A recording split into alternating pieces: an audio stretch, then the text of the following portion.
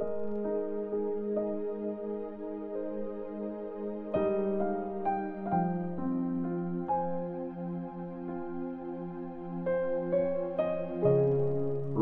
chapter 3.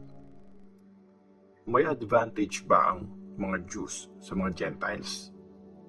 May halaga ba ang pagiging circumcised? O naman, marami. Una sa lahat, sa mga Jews pinagkatiwala ng Diyos ang mensahe niya. Pero paano kung hindi faithful ang ilan sa kanila? Ibig sabihin ba nun, hindi na rin faithful ang Diyos?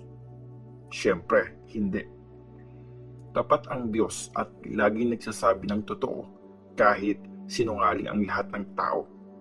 Sabi sa Scripture, pag ikaw ang nagsalita, siguradong tama ka. At pag hinarap ka sa korte, ikaw ang laging panalo. Pero paano kung mas malinaw na ipapakita na tama ang Diyos dahil sa mga mali nating ginagawa? Masasabi ba nating mali ang Diyos pag pinaparusahan niya tayo? Ganyan mag-isip ang mga tao. Pero syempre, hindi. Kung hindi makatarungan ng Diyos, paano niya i-judge ang mundo? Pero what if, dahil sa pagsisinungaling ko, kaya mas nagiging malinaw ang pagiging totoo ng Diyos at mas napaparangalan siya? Bakit pa ako hahatulan na makasalanan? Sasabihin pa ng iba, bakit di na lang tayo gumawa ng masama para lumabas ang mabuti? At yan daw ang tinuturo namin, sabi ng mga naninira sa amin. Dapat lang talagang parusahan sila ng Diyos. Walang kahit isang matuwid. Kung ganon, mas mabuti pa ang kalagayan nating mga Jews kaysa mga Gentiles? Hinding-hindi. Pinakita ko na parehong under ng kapangyarihan ng kasalanan ang mga Jews at mga Gentiles. Sabi nga sa Scriptures, walang kahit isang matuwid, walang kahit isang marunong, walang kahit isang sumasamba sa Diyos. Lumihis silang lahat at nagpakasama. Walang gumagawa ng mabuti, wala kahit isa. Nakakamatay ang mga salita nila. Puro kasinungalingan ang laman ng bibig nila at mga delikadong banta na parang kamandag ng ahas ang lumalabas sa labi nila. Puro pagmumura ang sinasabi nila. Mabilis silang manakit at pumatay. Nasisira at nawawasak lahat ng dinadaanan nila. Hindi nila alam ang daan ng kapayapaan. Hindi sila marunong matakot sa Diyos. Ngayon, alam na nating lahat na ang nakasulat sa law ay para sa mga nasa ilalim ng law. Para di na makapagdahilan ang mga tao at para managot sa Diyos ang buong mundo. Hindi nagiging matuwid sa harap ng Diyos ang kahit sino dahil sa pagsunod sa law. Kasi ang ginagawa ng law, pinapaalam lang sa atin na nagkasala tayo. Paano nagiging matuwid sa harap ng Diyos?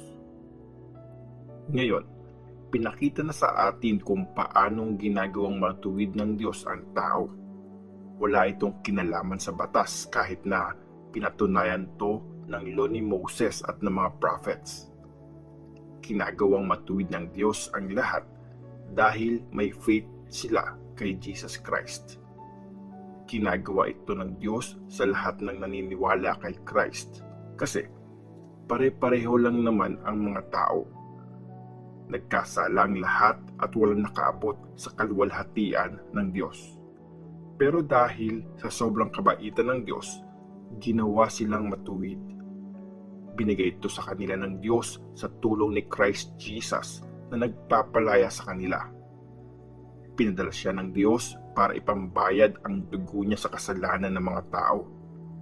Mapapatawad lang sila pag naniwala sila sa Kanya. Ginawa ito para maipakita ang pagiging matuwid ng Diyos. Dati kasi, nagpapasensya ang Diyos at pinapalampas niya ang mga kasalanan ng mga tao Pero pinapatunayan niya ngayon na matuwid siya at tinuturing niyang matuwid ang mga nananalig kay Jesus. Ano ngayon ang ipagyayabang natin? Wala. At bakit tayo magyayabang? Dahil ba sinusunod natin ang law? Hindi.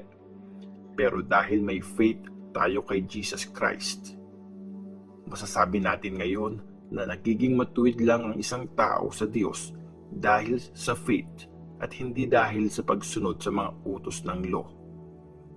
Ang Diyos ba? Diyos lang ng mga Jews? Di ba? Diyos din siya ng mga Gentiles. Siyempre naman, Diyos din siya ng mga Gentiles kasi iisa ang Diyos. Gagawin niya matuwid ang mga Jews ayon sa faith nila. At gagawin niyang matuwid ang mga Gentiles dahil din sa faith nila. Ibig sabihin ba nito, binabaliwala namin ang law dahil sa faith? Siyempre hindi.